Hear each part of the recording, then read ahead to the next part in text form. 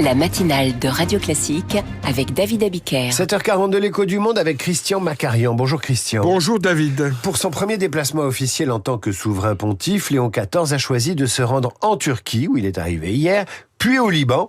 Pourquoi ce choix et quelle lecture stratégique en faites-vous ? C'est avant tout un voyage aux sources du christianisme, un enracinement, une recherche des fondements de la foi chrétienne.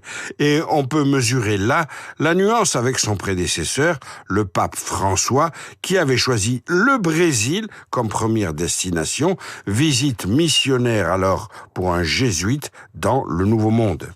Le pape Léon XIV, qui est augustinien, rejoint aujourd'hui la ville d'Iznik, l'antique Nicée, un lieu hautement symbolique. C'est dans cette cité alors byzantine qu'il y a 1700 ans, en l'an 325, le premier concile œcuménique avait réuni environ 300 évêques de l'Empire romain, un moment considéré comme fondateur pour le christianisme, puisque ce concile avait fixé le symbole de Nicée, autrement dit le texte du credo, donc la confession de foi, qui résume les points fondamentaux du christianisme en latin et en grec, credo in unum Deum patrem omnipotentem, pistevo isen an theon patera pantocratora. Vos accents étrangers et latins me séduisent jour après jour, Christian. Léon XIV n'a-t-il pas aussi dans l'idée d'instaurer un dialogue avec l'islam ? Oui, la Turquie, dirigée d'une main de fer par un président islamiste autoritaire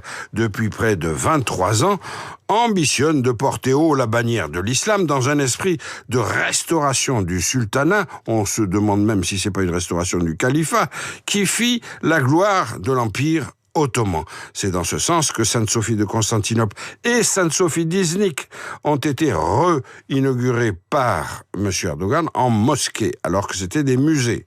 Pour le pape, aller prêcher la tolérance dans un pays qui a perpétré 3 génocides de chrétiens durant la Première Guerre mondiale, le génocide arménien, celui des Grecs pontiques, celui des Assyro-Chaldéens, sans jamais en avoir reconnu un seul, est une action très noble et très courageuse. En 1914, plus de 20% de la population de l'espace géographique occupé par la Turquie actuelle était chrétienne. Aujourd'hui, c'est moins de 0,5%.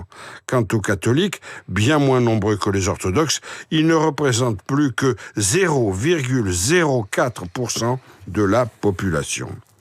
Paul VI, Jean-Paul II, Benoît XV et le pape François avaient tous effectué un déplacement en Turquie. Une société n'est vivante que si elle est plurielle. Ce sont les ponts entre ces différentes identités qui en font une société civile, a assuré sobrement Léon XIV, tout en déplorant l'extrême polarisation et la fragmentation à l'œuvre aujourd'hui dans le monde.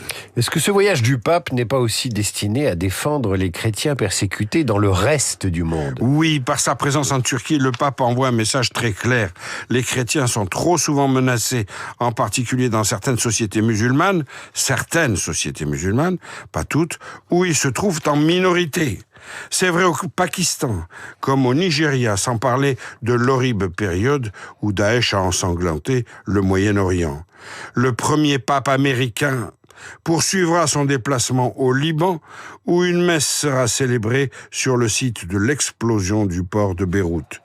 Turquie, Liban, 2 pays où être chrétien reste un message d'espoir. Christian Macarian pour l'écho du monde. Vous avez évoqué Benoît XV en 2006. J'imagine que c'est un lapsus. C'est de Benoît XVI dont vous parliez. Oui, pardon. Voilà, monsieur Benoît rien. XVI. Bien évidemment. Benoît XV, c'était pendant la Première Guerre mondiale. Pardon à nos amis auditeurs. Mais vous en connaissez trop des papes. C'est pour ça que vous avez fait ce petit lapsus.